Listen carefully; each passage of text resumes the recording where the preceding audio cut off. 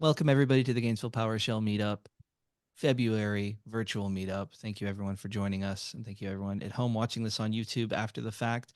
We have Sean Wheeler from Microsoft on the PowerShell Docs team to talk about taming Git and GitHub. Sean, take it away. Okay, thanks, Andrew. Yeah, so as he said, I'm Sean Wheeler. I am the lead documentarian, lead writer, whatever you want to call it, for PowerShell, the product at Microsoft. I've been doing this for about 7 years now. And so I'm responsible for all of the PowerShell docs, for all the commandlet reference, uh, for the commandlets that ship in PowerShell itself. I don't do any of the other modules like the Azure PowerShell or the Exchange or anything like that. There are other writers for that, but I pretty much set the standard for how we do documentation for PowerShell at Microsoft. And all of our documentation is open source and in GitHub. So I have a lot of experience working with GitHub that I'm going to share with you today. So this is my presentation site where I've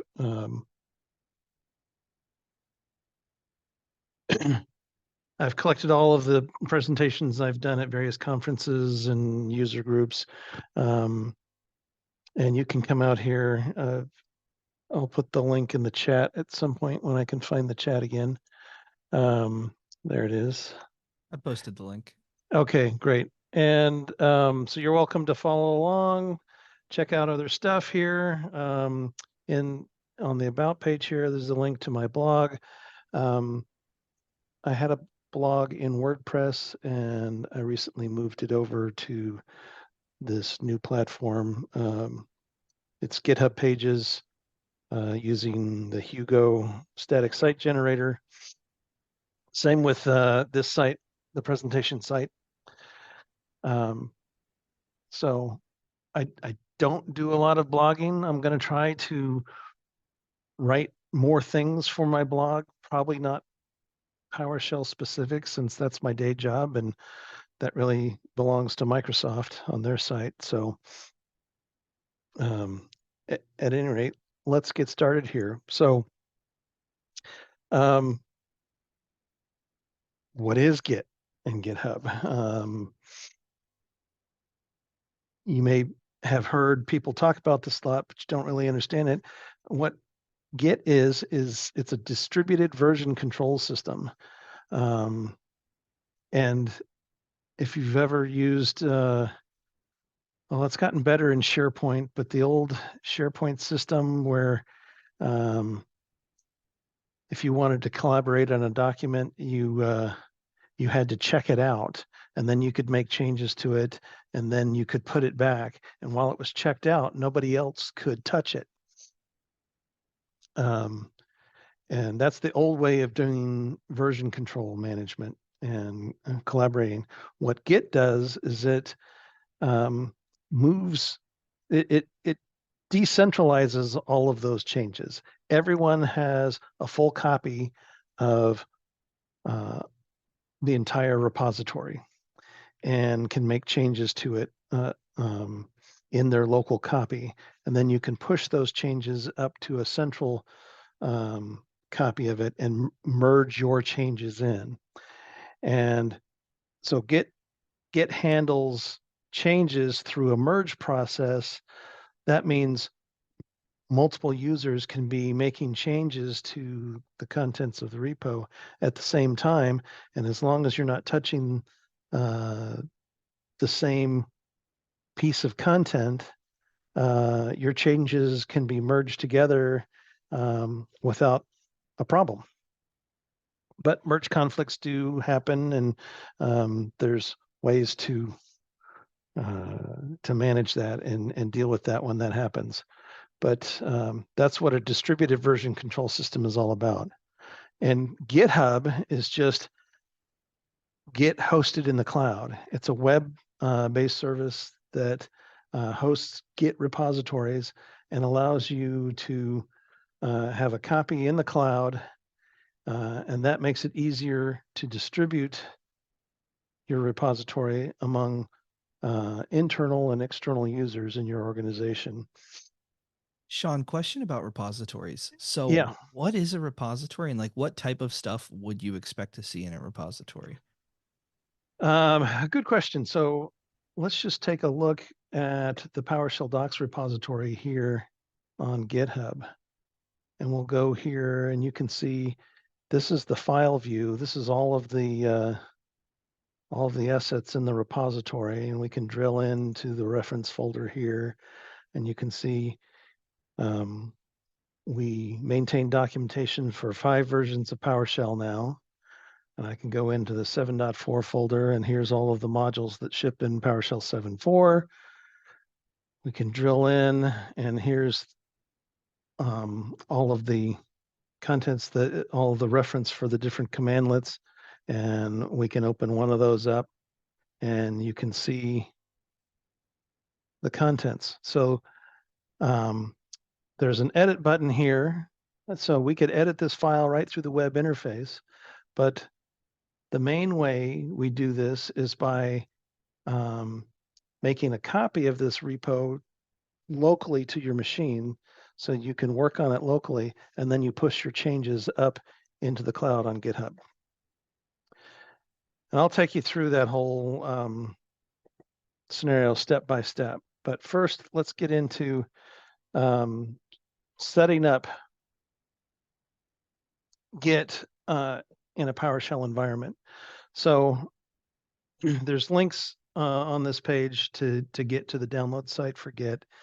And there's downloads for all the supported platforms, Mac OS, Windows, and Linux. I'm a Windows user, so that's what I'm going to be demoing. But once you get it installed, you're going to want to do some configuration. The first thing you need to do is add your username and your email address, or GitHub won't allow you to submit pull requests, changes. And then if you're not using Windows, you want to set up this credential helper store. What this does is it allows you, it caches your Git credentials so you don't have to enter them for every Git command that you enter. If you are using Windows and use the MSI installer for Git for Windows, then there's a Windows specific credential manager that gets installed along with it, and you don't have to configure it. But if you're on Mac OS or Linux, you want to do this git command, git config global credential helper store. The other thing that I'm highly recommend is using the posh-git module for PowerShell, and we'll take a look at that. But if you go through on this page about setting up Git for Windows, I walk through all of the setup screens here and tell you how I checked all the boxes or answered all the questions all the way through. And you know, it's up to you how you want to do this. This is my recommended installation, the way this works. And then there's some post-installation steps. This is where you have to configure your username and your email. You can adjust the colors that show up in the shell. I turn these on. These are the default colors for all of these things in Git. But I set the bold attribute on them so they're a little brighter, a little more contrast, easier to read. And you also want to set up your exclude file that tells Git what files to ignore in a repository. So there's certain things that you don't necessarily want. For example, on Mac OS, Mac has these hidden files called DS store, and I forget the other names, that it automatically creates. And you don't want to check those into the repository because those get replicated to everyone else's machine. So you don't want that. So there's the settings of Git itself. And then the next thing for PowerShell is to install posh-git. And the posh-git module is something you can install from the gallery using install module. And then you want to add import module posh-git to your profile script so that it loads every time you start PowerShell. And what that does is there's two main benefits that you get out of it. You get a customized prompt that shows you your Git status, the current state of your repository. And this animation here is showing you that information. The other thing it does is it gives you tab completion for Git commands and branch names,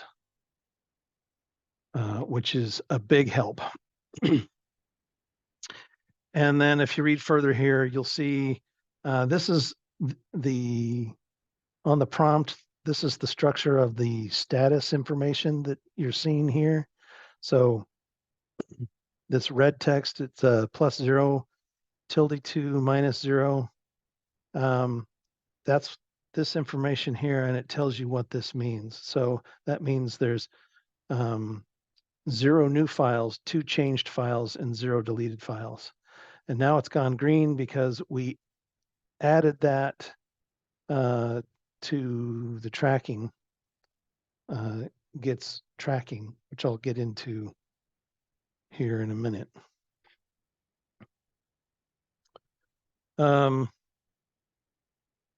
Any questions so far? Have all right, so let's I'm gonna Hey, hop before over you here. pivot, Sean, just to make Sure. sure I'm following along. Okay, so we have repositories which keep tracks of files using Git, and those are on Mm-hmm. GitHub. And for this example you showed us, you're using it on the docs team to keep track of a bunch of markdown files. And so as you update your documentation, you can keep track of changes. And if there were any issues, you need to go back. It sort of keeps track of all that, similar to how you would have like with a software program as you like change your code.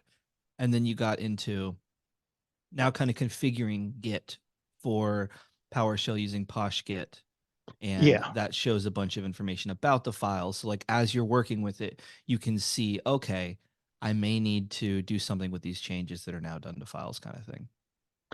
Yeah. So let's take a look at some examples. So here in this directory, I have several different repositories that I've cloned locally, and we'll get into the forking and cloning and why we do that. But first, let's just jump into the PowerShell docs repo. And if I get a directory listing here, you see the same files that we saw over here. So if I go back to the root, you see here's all these open publishing redirection files, and my contributing markdown and the license code file, security.md, and so on. All of these same files. So say I want to, well, the first thing I'm going to do, whenever you're making changes, you always want to create a new branch. And you'll notice here, this is the prompt that posh-git gives you. It's showing me the current path I'm in, and it's telling me what branch I'm in, and these this triple equal sign or whatever you want to call that, three dashes there. That means my repository is in sync with GitHub. They're in an equal state,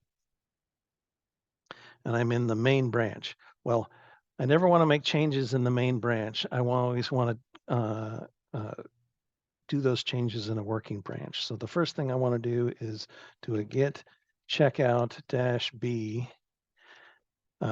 for branch and give it a name. And I'm just going to call this demo work. Hey, Sean, can you press Control Plus a couple times? Sure. How's that? Perfecto. Okay, so now you see my branch name changed. My directory didn't change. A branch isn't a directory. It's just it's tracking information that Git is maintaining about the current state of the repository. So right now, the state of demo work and the state of the main branch are equal because I haven't made any changes. All I did was create a new branch name, and they're pointing at the same place in the Git history. So now I'm going to create a new file. Let's just do. Oh, I want to make a change to the README file. That's one of the things I want to do. So I'm going to fire up Visual Studio Code, my editor of choice, and I'm going to go down here to the README file. And you'll see in the README file, I haven't updated it. We now have content for PowerShell 7.5. So I'm going to add information here about PowerShell 7.5. And I'm going to change the date here because I've updated this file today. So 2 really simple changes. And save that. And now I can use the interface here in Visual Studio Code to do my Git operations, or I can do this on the command line. I'm going to go back to the command line. And if we go back to the command line and I hit enter, you see my prompt has changed. And it's now showing me in red that I have 1 changed file. And it's in red because this change is not tracked.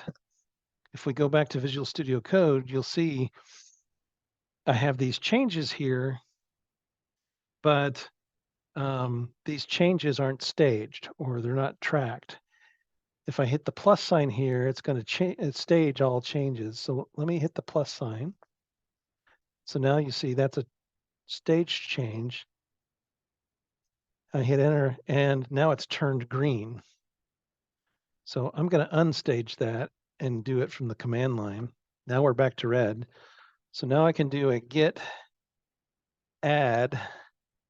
And usually what I do is I do a -A, and that means to add all the changes to the tracking index.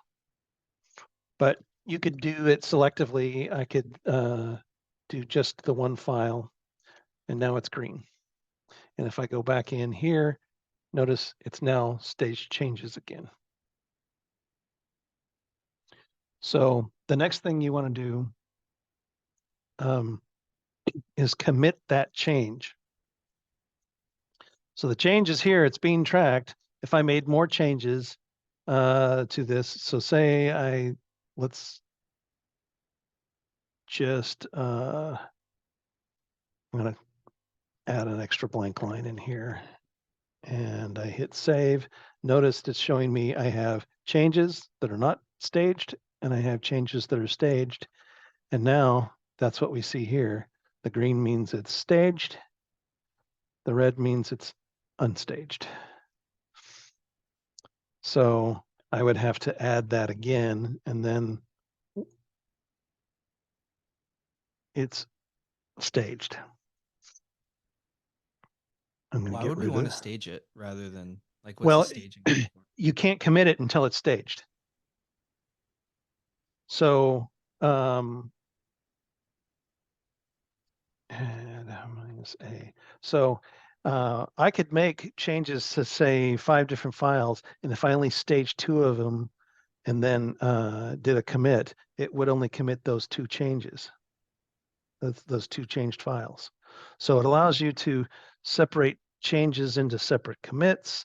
You maybe have things in an in progress state, so you're not ready to commit them, but the other things you're ready to commit. And so when you commit things, you're writing those changes to the Git database, and you can roll back those changes, and you can go back in time to a previous commit where those changes don't exist. That's the benefit of it. But until they're committed, Git isn't actually tracking that work for you. So it could be, those changes could be lost. So now I'm going to do a commit. And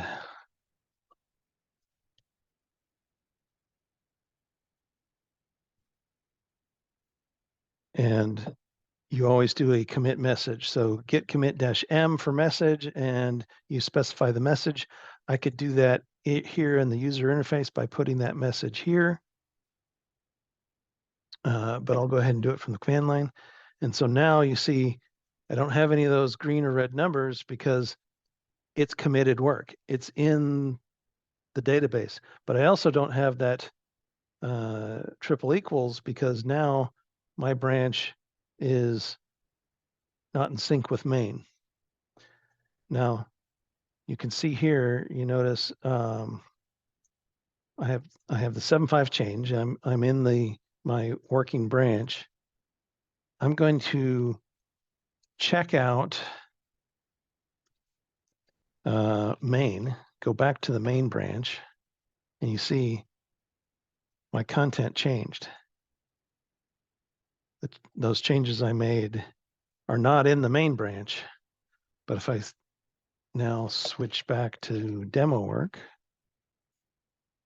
they're back again. That's because Git knows about those changes. The changes are stored in its database, and you can switch back and forth and have the files with and without the changes.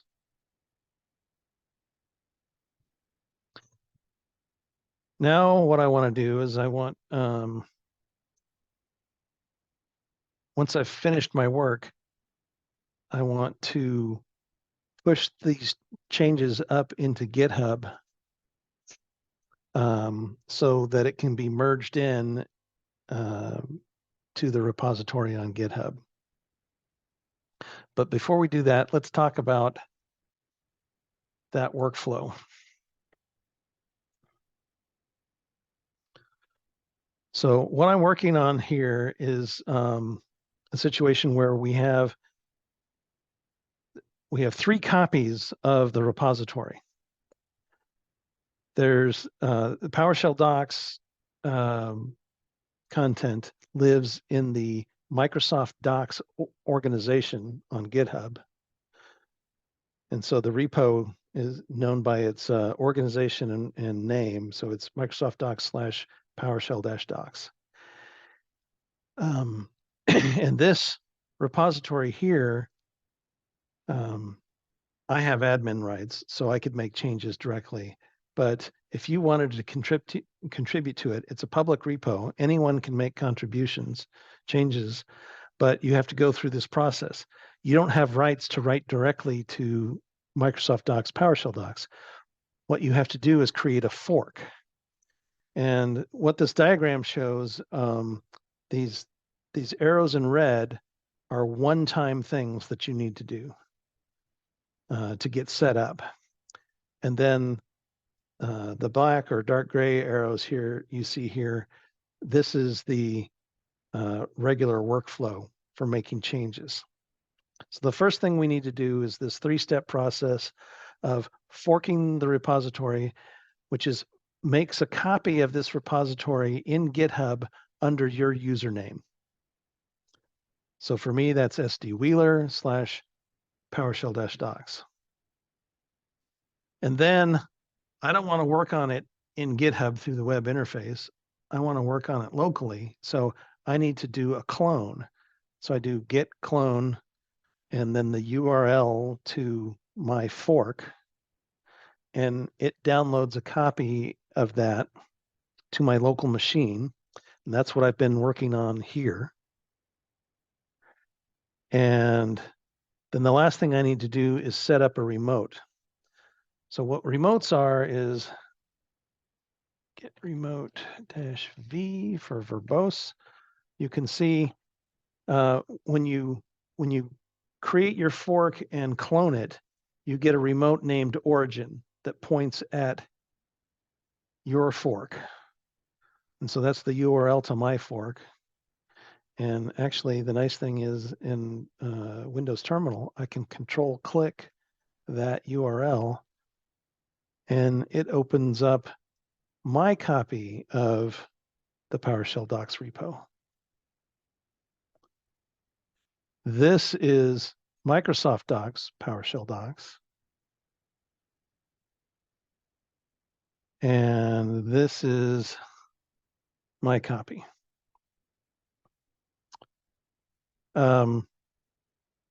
So back to here. So I've set up, when you clone, you get the origin repo, and then you want to add this upstream remote.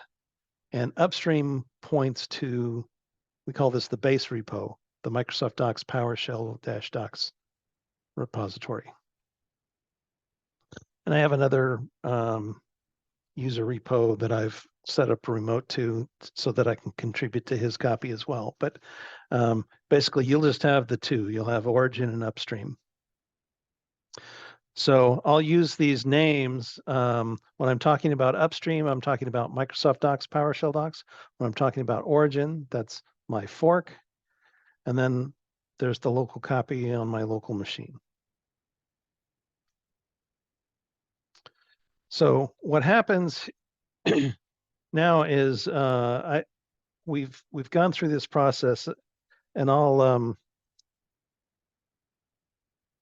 step through this in detail in a minute, but we're down here where we've made changes to files.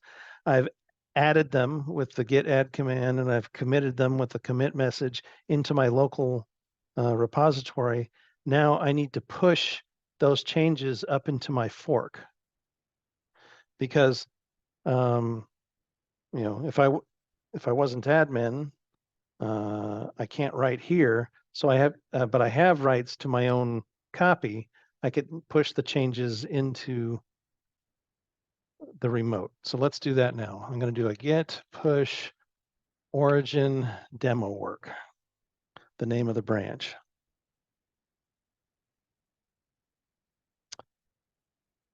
And you can see it's created a new, says it created a new branch called demo work. And if we go here, notice now it's showing demo work had recent pushes. And if we look at the available branches, we have main and demo work.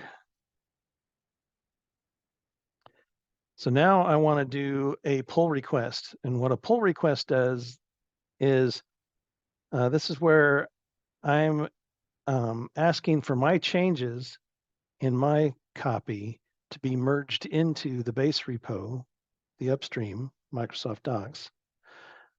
So we'll go ahead and do that. I'll do compare and pull request. And we have a template set up that we ask you to fill out.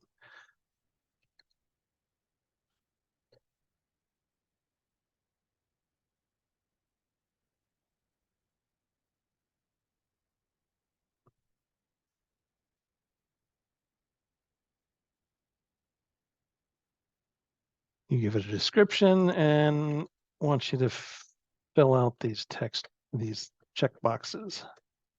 I'm going to leave the last one blank so I can show you how this works. But this is GitHub's checkbox style markup. If we scroll down a little bit, you'll see this is showing you the differences that are getting checked in. So I'll go ahead and create that pull request. And so this is how those checkboxes show up that I put the X's in, but you can also click them here, and that's the same as putting in the X between the brackets. And so now you can see, here's the pull request. It's going through some checks. So there was this license requirement. I've met that. There's a checklist verifier here that just passed, and we're waiting on a build. While we're waiting on a build, we'll go and you can see there was one commit here. We could look at the changes that way, or we could go to file changed and we can see a difference here. And this is what a PR reviewer would do if I was having Mikey Lombardi, my writing partner, check my work. He would come to the files change and look at the changes and could make suggestions, add comments to the PR.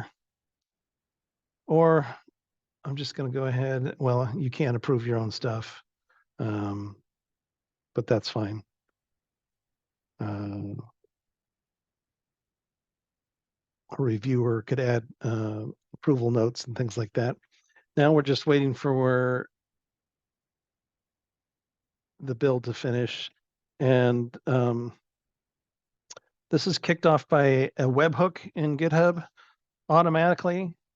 And since I have admin rights, I could go ahead and override and just say, go ahead and merge.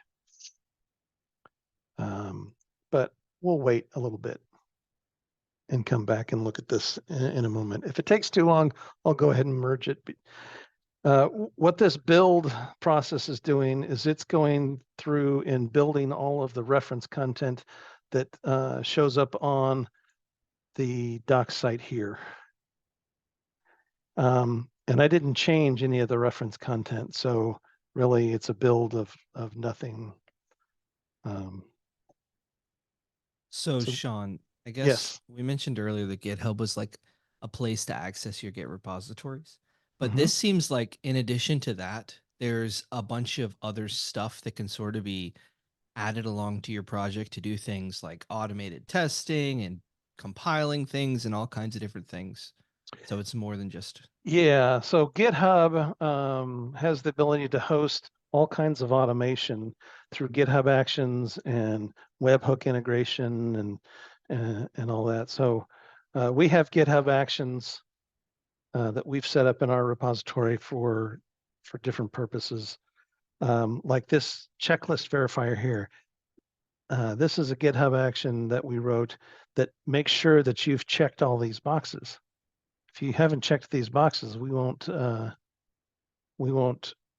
approve the PR for merging. And there's other automation that's involved, like if you submitted a PR to change one of the sensitive files in the repository, there's files out here that are like configuration files. These open publishing files are configuration, these redirection files. There's some of these other things. We don't usually accept changes to those from people outside of Microsoft or outside of our immediate team. And we actually have a GitHub action that checks for that to see, was this submitted by somebody who's allowed to make changes? And it'll flag it for us if it was submitted by somebody that shouldn't have. So let me go back and see. We're still waiting on the pull request. The build system might be being slow today. You know what? I'm going to go ahead and merge this. now that's realistic right there. Yep. And now, if we go look at back to the code, you can see on GitHub here, the README now has the 7.5 information in it. And this is in the Microsoft Docs copy, right? Now, if I go to my fork and we look at the main branch in my fork for the README, you can see it doesn't have the 7.4. But if I switch to demo work, excuse me, 7.5, it has 7.5. So on my local, on my fork, main hasn't been updated yet. And if I go back here, you can see I'm currently in demo work and there's the 7.5 line. And if I switch back to git checkout main, I don't have it here. So now we're looking at this triangle. Only main has only been updated here in the upstream remote. I want to get those changes to main copied down to my local, and I want to get them copied over to my fork. And so the way you do that is I'm going to do a git pull upstream main. And so you see now it's showing that main is one commit ahead of my origin. And if we go in here, I'm in the main branch, and now it's showing me I've got the 7.5 content. And now I do a git. So what I've done is I've just done this git pull upstream main, and that copied the changes into main on my local machine. And now I want to do a git push origin main. And that pushed the changes up into my fork. And if we go to my fork and switch to the main branch, it now shows the 7.5 content.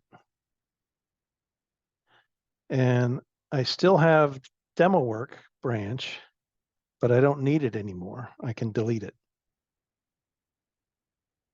And if I do git branch here locally, I still have the demo work branch, and I can delete it from here locally as well.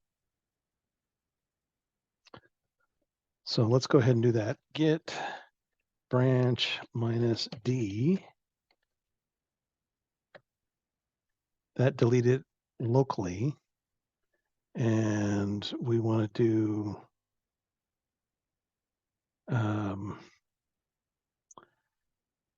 git push origin. What is it? Minus delete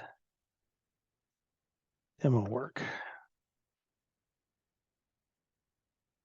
And so that deleted demo work from my remote. If we go back here now and refresh a little bit, you can see that branch is now gone.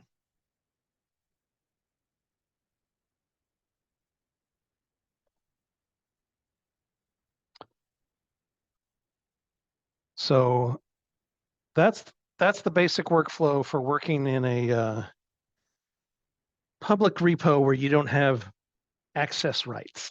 You make a fork, you clone your fork locally, you make your changes locally, you push the changes into your fork, and then you do a pull request to get them back.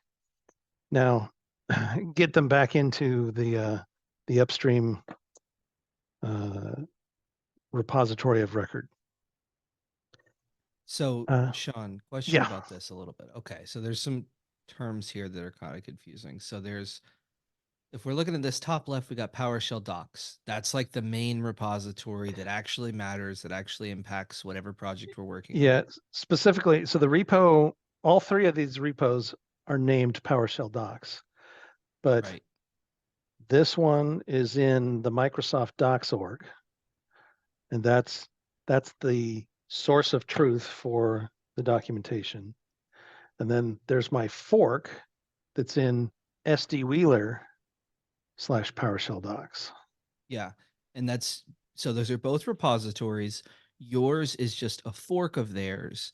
And I guess so Microsoft Docs would be considered the upstream. Yes. In fact, the remote name we gave it was upstream, and Okay. the remote name of my fork is origin. Cool. So you take a fork of the repository and then you mentioned branches. So you want to be working off not the primary branch. Right. And we'll get into I've got some ways to visualize branches here in a minute. We'll get to Okay, that. cool. But the on this page that shows the workflow are all the commands that I just showed you in the command line. And so you can follow the numbers here.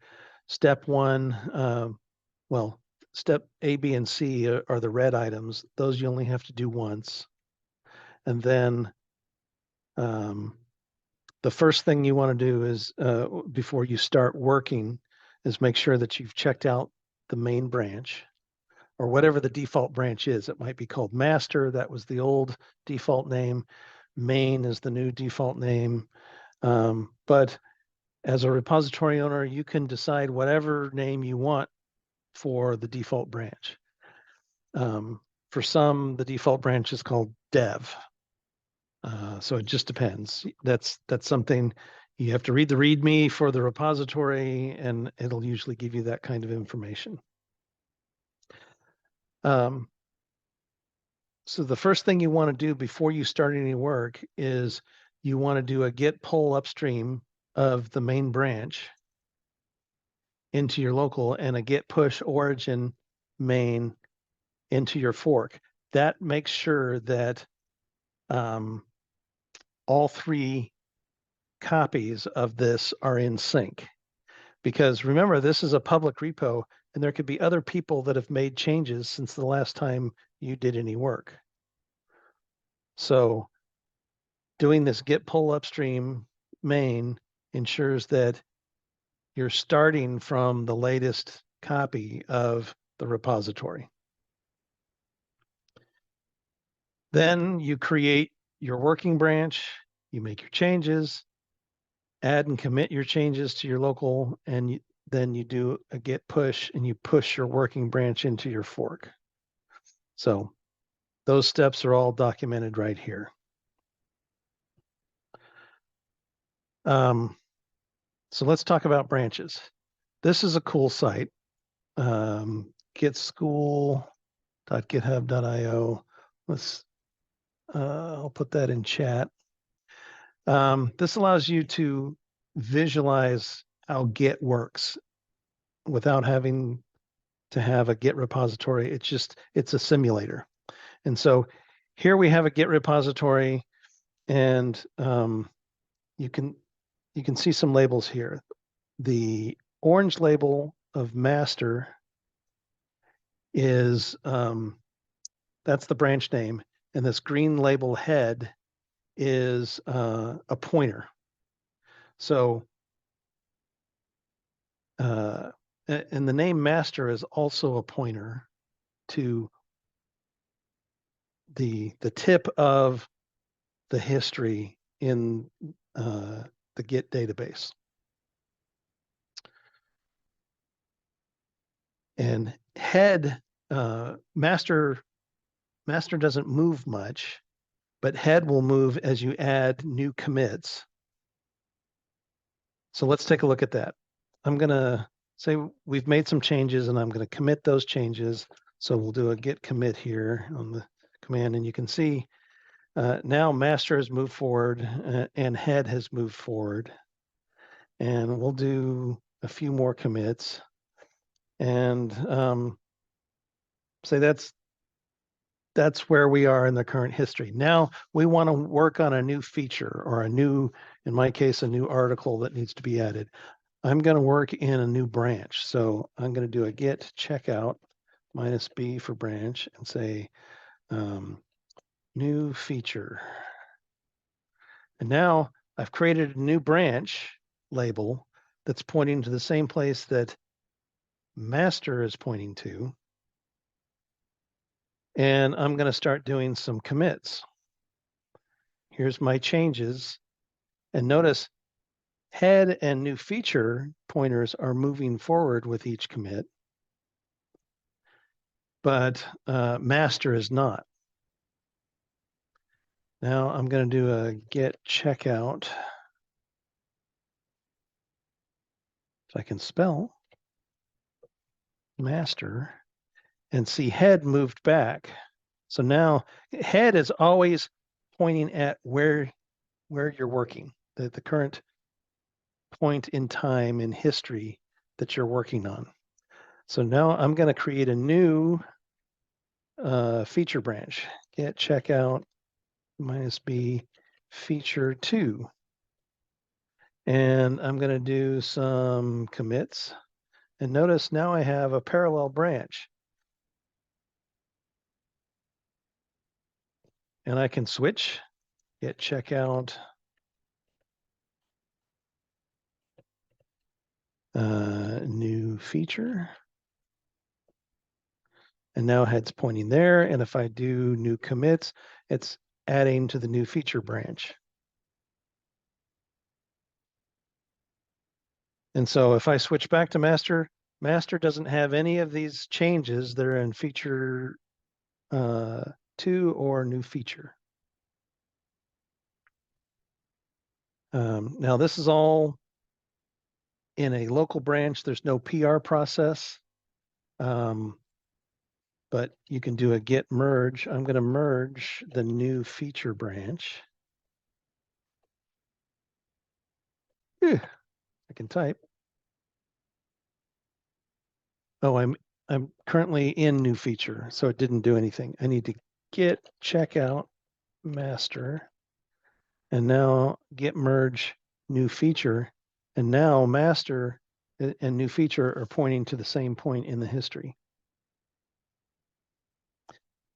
And so master has all the same changes that new feature has.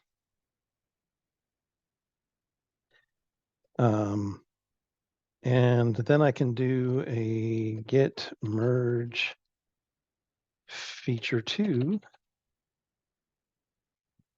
And we get a new merge commit. And notice master has moved ahead of new feature.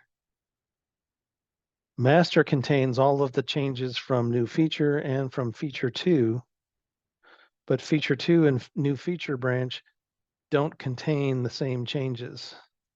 So if I switched back to those, you'd see the independent changes for the two branches.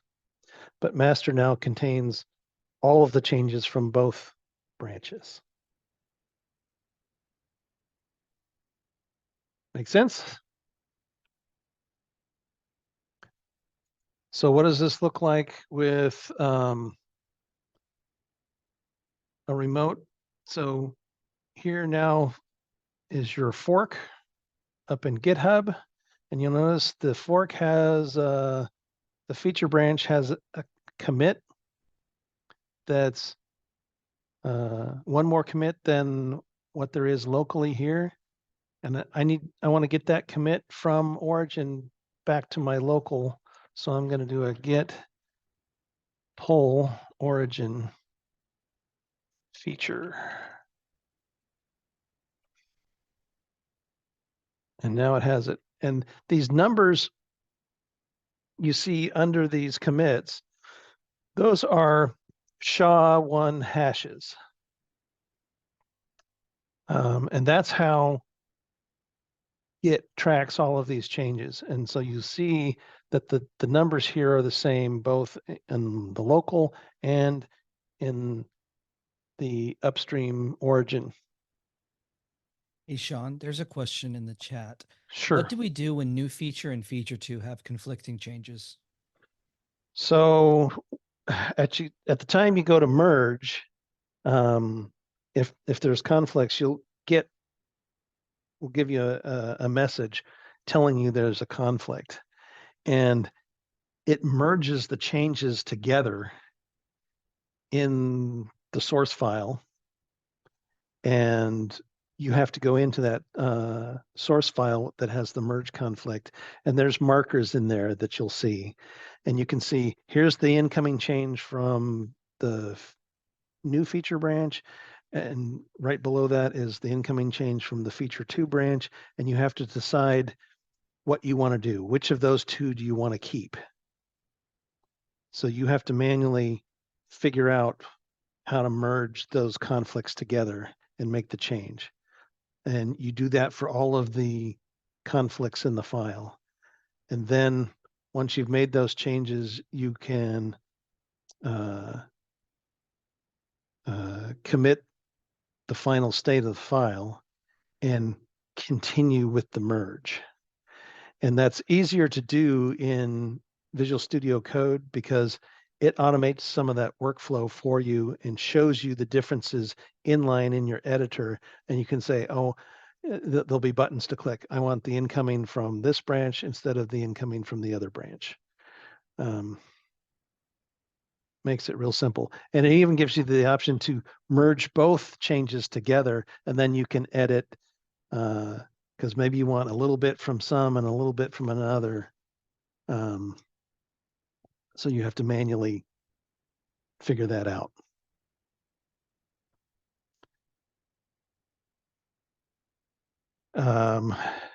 But that prevents you from just overwriting the change from the other branch. It warns you that there's a conflict and gives you the opportunity to fix it. So now we've made it, we've gotten our local and our remote in sync, and I want to do some more commits. So I'm adding things to my feature branch, and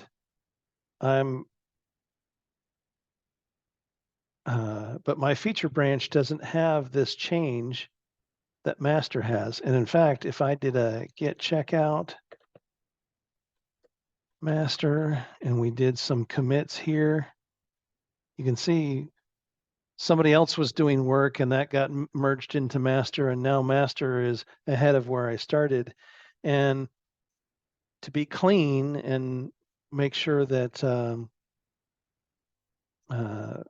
there's fewer conflicts and such, I want to do what's called a rebase. So I'm ready to commit my feature branch, but before I do that, I want to rebase it. So right now, the feature branch is based on branching off of this first commit. I want to do a git checkout feature, and now git rebase off of main. And what that does, it's going to pick up all of those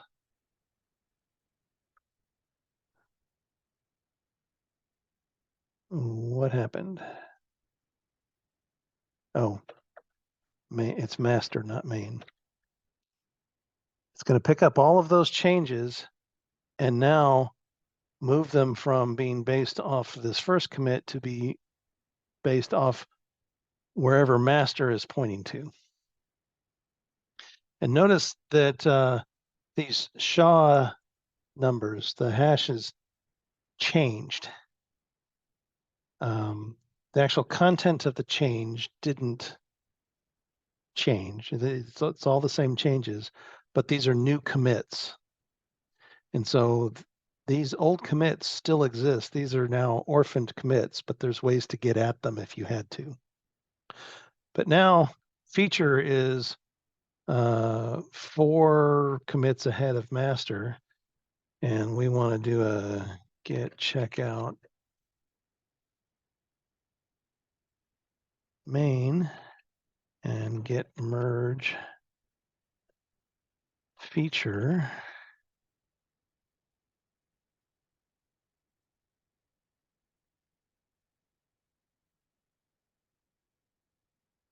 What happened? Oh, I did it again. I'm so used to main being the default branch. Git merge feature. So now master has all of the changes from the feature branch, but my origin is out of sync. And since I rebased, I can't just do a push, git push origin main. Oh, I did it again. Master.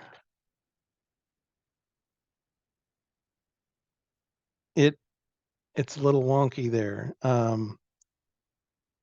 So these still exist here in the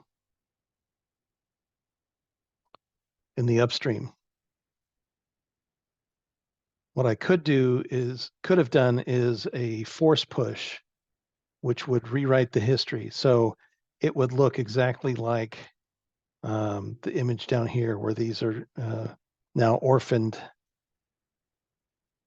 and everything is caught up to date.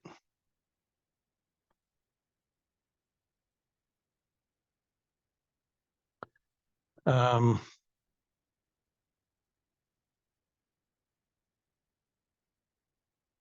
right, let me look at my notes here.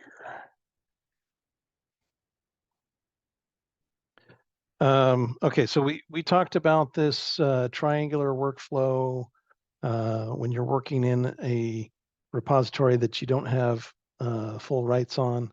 But a lot of you want to use this, you want to use Git and GitHub for yourself. And so you're not going to have that base repo and your fork of it and so on. You're going to have just a single clone. And that's what the workflow looks like here. So you have say you're writing a PowerShell module. You've got a new project you've started, and you want to create a repository for that code, and you put it up in GitHub, and you've cloned that locally. You still want to use the same hygiene here. So you need to do that one-time clone.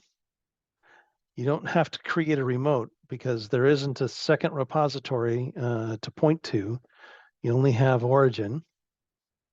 But you still want to work safely, and any change should go into a release branch or a feature branch or whatever you want to call it, a working branch. So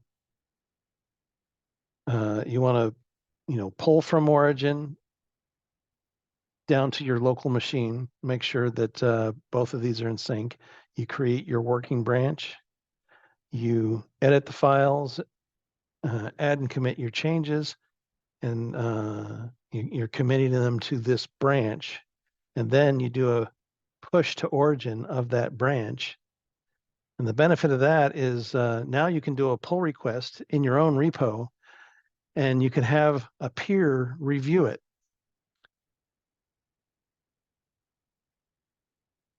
If you just push directly into main, there's nobody to review the changes you made before merging it into main. And with peer review, they might catch an error, a typo, or something like that. Or you can have the discussion about the code changes to see if there's a better way to do it. And so again, the step-by-step instructions are down below here.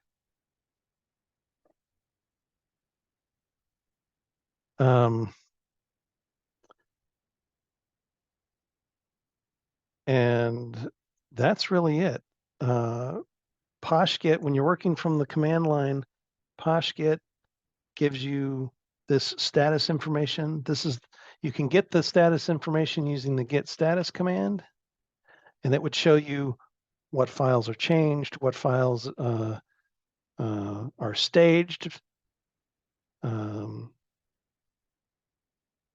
which files aren't staged, and so on. That's so you can get that detail if you want, but having it in your prompt makes it a whole lot easier. And I actually have customized my prompt to be fancier.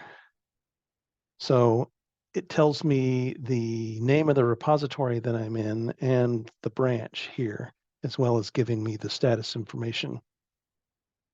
And with ANSI escape sequences, you can do fancy things like this. So if I hover over the name of the repository and do a control click,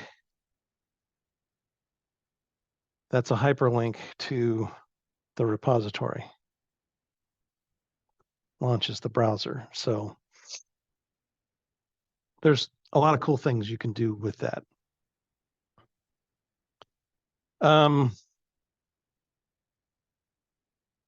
So I know that was a lot to digest, but I'm pretty much done with the presentation part. Any questions? Anything else you want me to demo or answer? I'll let other people chime in if they have questions, but I have one. Sure. And that is, what is a community oriented, I mean, maybe a blog? What's a good way for people who want to start contributing to GitHub? Is there a project PowerShell related, maybe a PowerShell community blog that they can contribute? And is there a URL that we can go to, or? Yeah. Okay. Nice leading question. Well, of course, the PowerShell docs themselves are open source and anyone can contribute. And using this process that I've just demonstrated. But that can be a little scary because you're working on a real product that real people have to use, and you might be a little timid about contributions. So blogging, writing blog posts might be a good way to get started. But the question is, do you want to set up your own blog?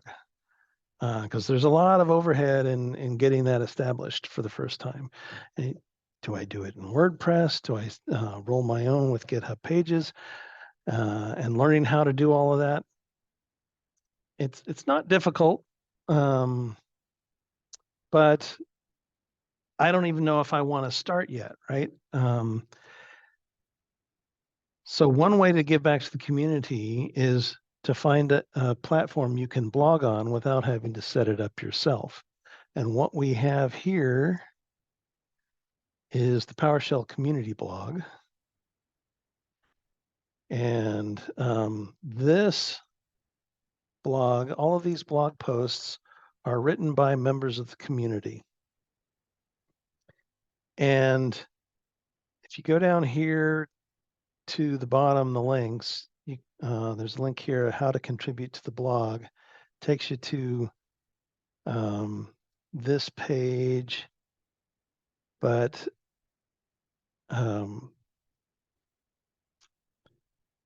what happens, the way this process works for submitting blog posts is it's all done in GitHub. So here, there's a link here to the PowerShell/community blog repository. And here's the GitHub repository for it. So this is another case where you don't have rights to make changes directly in this. You'll want to fork this. And the way you do that is there's a fork button here. You click the fork button and you choose your account. Now I already have a fork. But you choose which account that you want to fork it into, and it makes a copy of the repository in your account. And then the process for contributing is all here in our docs folder. the first thing you have to do is you need to set up a WordPress account, and this walks you through the process. You need a GitHub account if you don't already have one, and you'll want to install tools like Git and Visual Studio Code. And I recommend the Docs authoring pack, or it's now called the Learn authoring pack from Microsoft. That gives you tools for authoring in Markdown, which is the markup language that we use. At any rate, like I said, the first thing you need to do is create a WordPress account. Because the way this works is you write your blog post in Markdown and submit it to GitHub here. And when it's approved and merged, it gets copied over to the WordPress blog platform where it's published here. And the benefits of all that. So this gives you step-by-step of how to create a new post. There's metadata that you need to put at the top of the file. And it gives you some guidance about writing style. And then you submit your PR. There's another example for the workflow here, the same sort of triangle workflow that we talked about.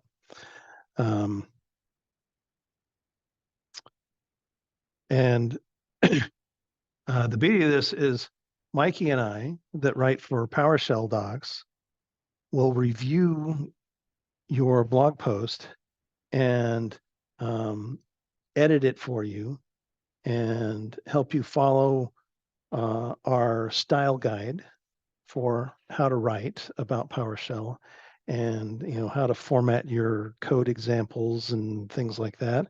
And you don't have to worry about grammar. We'll fix your grammar and so on. And so we'll go through the review process, help you get this written, and then once we merge it, it'll get published on the site. And any contributions that you make to the blog or to any of the docs on learn.microsoft.com, that activity counts towards your community contributions that are looked at if you are interested in becoming a Microsoft MVP.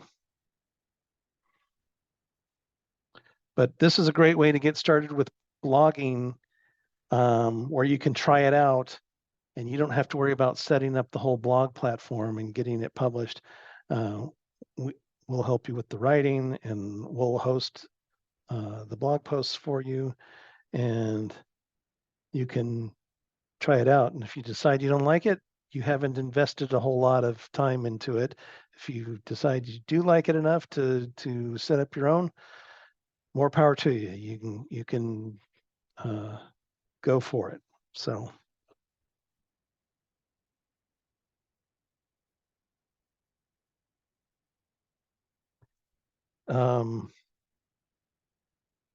Questions?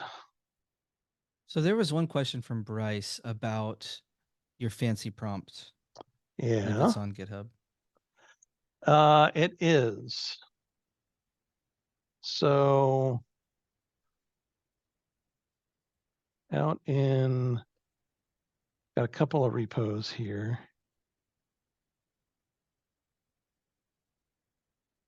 In my profile folder, you can see my,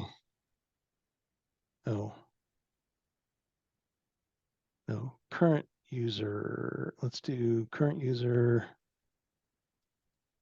Con host. Yeah, here we go.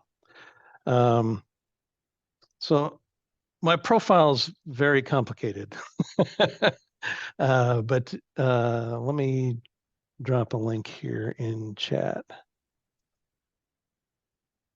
That links you to my profiles folder, and I've split it up into multiple parts. So there's current user all hosts, has a bunch of stuff. And I can't remember. Yeah, so here's my prompt. So I have customized the posh-git prompt. I've made a custom version of their function for it, and I add to that.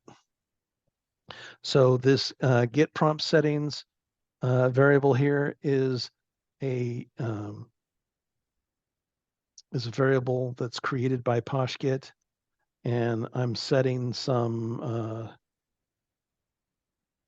configuration here, and then my actual this gets my git status. If we do a get status, that is a function that's in the posh-git module that gets information about the repository. I need that for other things that I'm doing. But my prompt is just this array of strings built by these expressions. And I'm just joining all that together and invoking it. And so, I'm setting foreground and background colors, and here's the PS and then the version of PowerShell. And there's some special characters I'm using. I've got some nerd fonts installed for Windows Terminal that give me special glyphs and other characters. So I have these slanted boxes, and that's what this character here is. Anyway, I'm piecing together all of the pieces of the prompt. So there's the PS and the version, then followed by the I'm building that clickable hyperlink with this function and returning that. And then I'm doing the slanted blue and the slanted cyan boxes there. And I'm getting my status information, which is that right there. And it's piecing all of this together. I'm using the $PS style for all of the color stuff that I'm doing. That makes it easy. So I don't have to know what the escape sequences are. I just tell it I want background bright cyan. And if we were to look at that, I'm going to send that to format hex. And you can see it's escape bracket 106M is the escape sequence for that. Fancy So, smancy. yep. So if you want to understand how my profile works, there's a lot going on in here. I'm setting up my PS readline key handlers and all of those options. I'm doing all kinds of stuff in here. I have a presentation that I did on that called Optimizing Your PowerShell Profile. You can go through this and you can see exactly what I'm doing.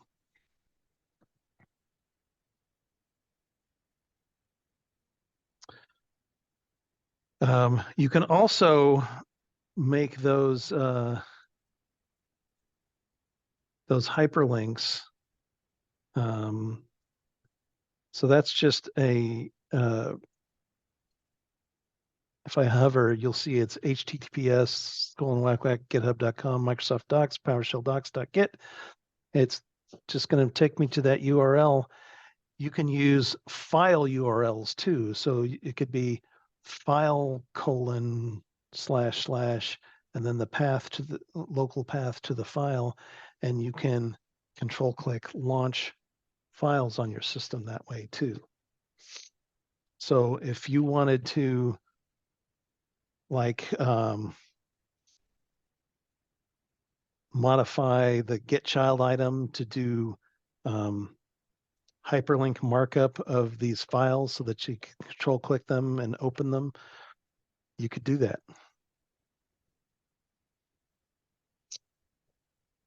Perfect. Awesome. Well, thank you so much, Sean. Yep. I hope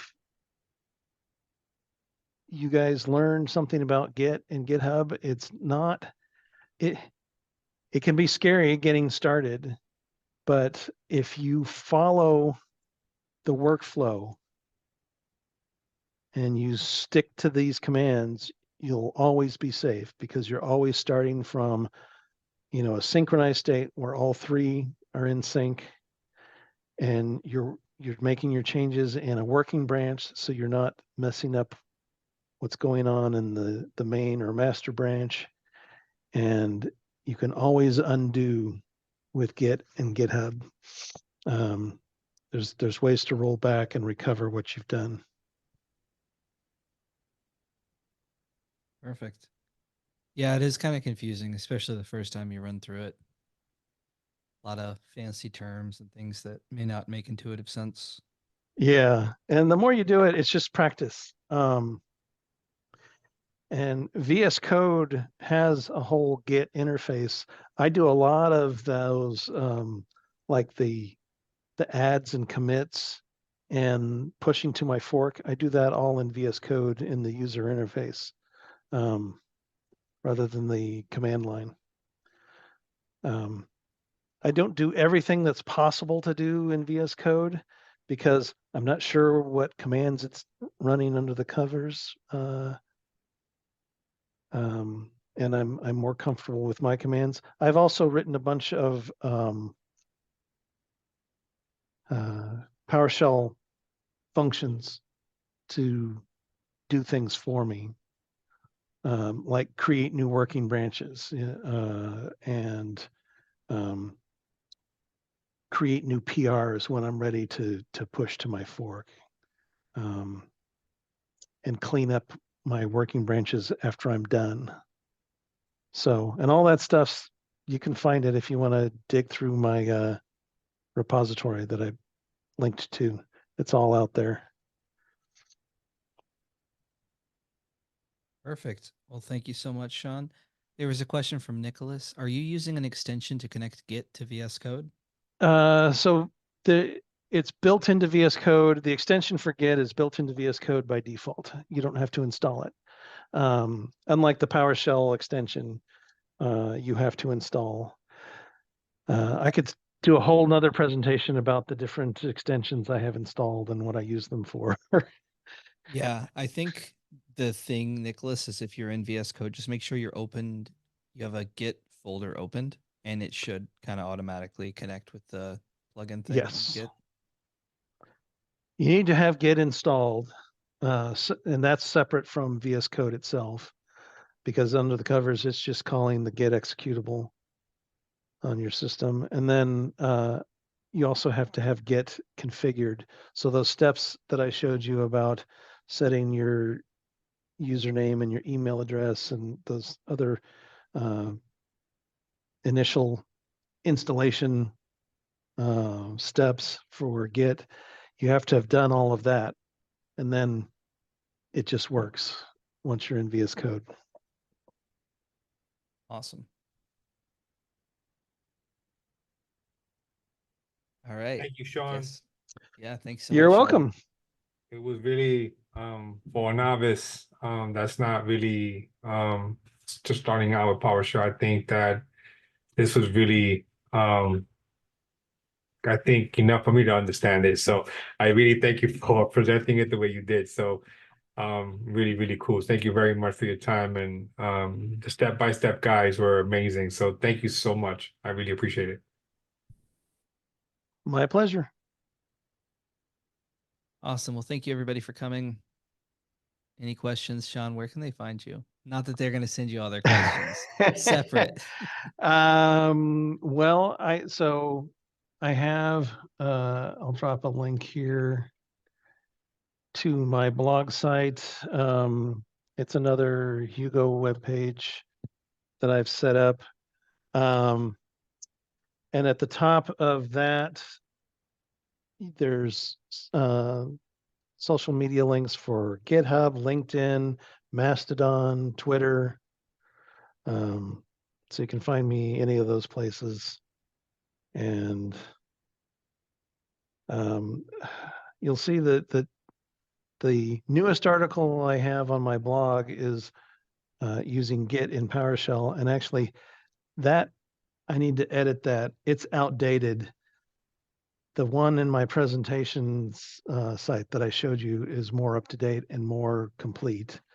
But my plan is to do some more blogging here on this. I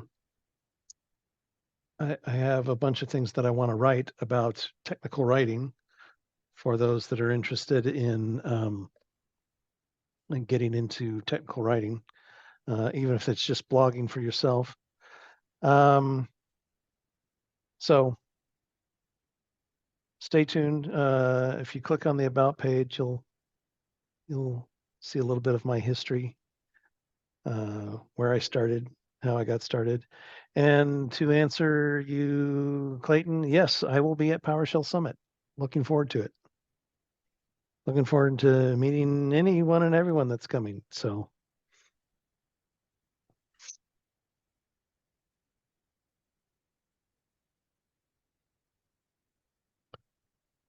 Awesome. Well, I will end the recording and stick around for a little bit.